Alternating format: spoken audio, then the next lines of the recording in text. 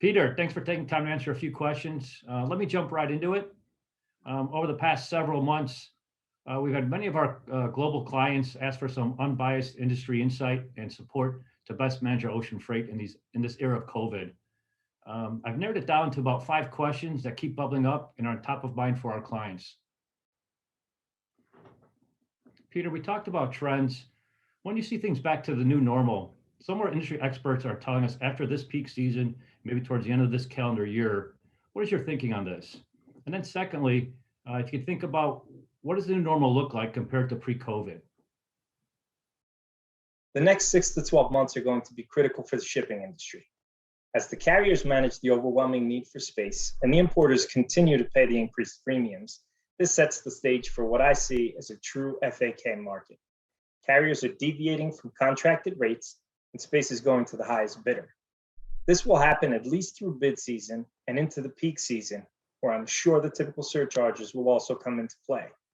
Eventually, the market will have to settle when the typical need for space dies down, towards the tail end of the year or early 2022. By then, the rates will be so skewed, it may take a while to return to the new normal or simple stability. I do think the days of bottomed out rates are gone, and the new normal will be on the higher side from what we have seen in a very long time. How do you best manage ocean freight process during the container shortage congestion at many of these ports? Forecasting is key during the shortage period. The customers and suppliers need to provide accurate data, both in space needed and time needed, in order for the forwarders to shop the carriers and lock the space. The more time allotted, obviously, the better. Equally, the forwarders need to be proactive on the delivery side, pre-booking with the truckers as soon as the ships depart, ensure timely delivery and final mile process.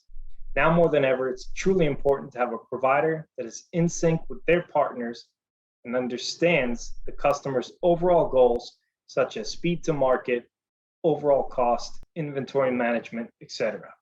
This is the only way to truly execute on their behalf.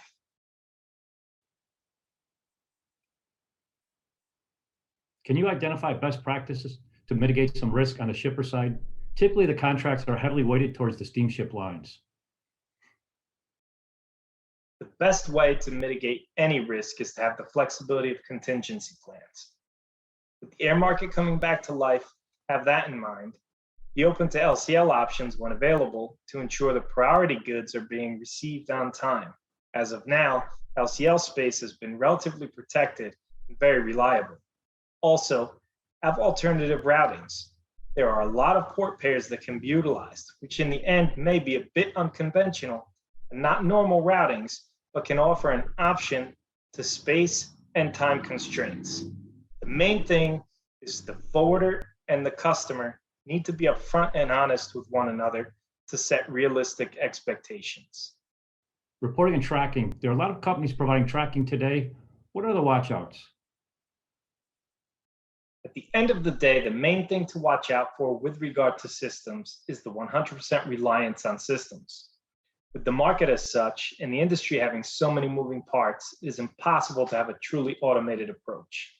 While the data integrity is good, and the manipulation of said data has improved and continues to improve, the reality is that forwarding remains a service industry.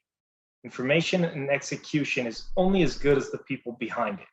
Make sure your forwarder has the balance and that expertise to rely on when needed. It comes down to being proactive versus reactive. A great way to verify that a system is good is when the system talks about exception management. A fully automated system may give you alerts of, let's say, a typhoon headed towards Japan. Information is great and very useful, as we know that will cause disruptions at the ports, with inland infrastructure, and at sea. What do you do with that information? Is there a contingency plan behind the information?